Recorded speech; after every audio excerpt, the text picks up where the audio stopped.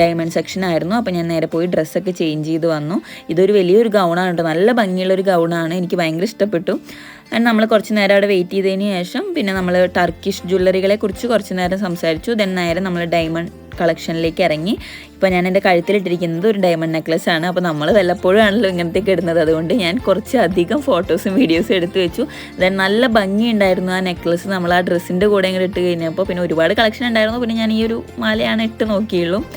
പിന്നെ ഡയമണ്ട് സെക്ഷനിലെ കാര്യങ്ങളൊക്കെ എനിക്ക് ഈ ചേട്ടനൊക്കെയാണ് കൂടുതൽ പറഞ്ഞു തന്നത്. അപ്പോൾ ഓൾറെഡി നമ്മൾ എല്ലാം അറിഞ്ഞു വെച്ച് കഴിഞ്ഞാൽ പെട്ടെന്ന് പറയാൻ പറ്റുമല്ലോ എന്ന് വിചാരിച്ച്. പിന്നെ അവിടുത്തെ ഓണറിൻ്റെ കുറച്ച് വീഡിയോസ് എടുക്കാനുണ്ടായിരുന്നു, കുറച്ച് ജ്വല്ലറികളെ പരിചയപ്പെടുത്തുന്നത്.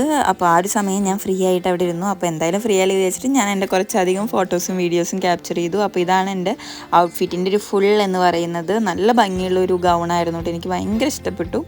അങ്ങനെ എല്ലാം ഒരു 8 മണിയൊക്കെ ആയപ്പോഴേക്കും കഴിഞ്ഞ് ഞാൻ എൻ്റെ നോർമൽ കോളത്തിലേക്ക് തിരിച്ചു വന്നപ്പോൾ എനിക്ക് സന്തോഷമായി. ആ സമയത്ത് അത്യാവശ്യം കസ്റ്റമേഴ്സ് അവിടെ ഉണ്ടായിരുന്നു. ദെൻ നമ്മൾ അവിടെ നിന്ന് ഇറങ്ങി. ഇത് നമ്മുടെ തൃശ്ശൂർ റൗണ്ടാണ്. നമ്മൾ ആദ്യം റെയിൽവേ സ്റ്റേഷനിൽ പോയി ട്രെയിൻ മിസ്സായി. ദെൻ നമ്മൾ KSRTCയിൽ വീട്ടിലേക്ക് പോയിക്കൊണ്ടിരിക്കുകയാണ്. അങ്ങനെ ഷൊർണൂർ എത്തിയപ്പോൾ അച്ഛൻ വന്നിട്ട് എന്നെ പിക്ക് ചെയ്തു. നൈറ്റിലെ ഫുഡ് നമ്മൾ വീട്ടിലെത്തിയിട്ടാണ് കഴിക്കാമെന്ന് വിചാരിച്ചത്.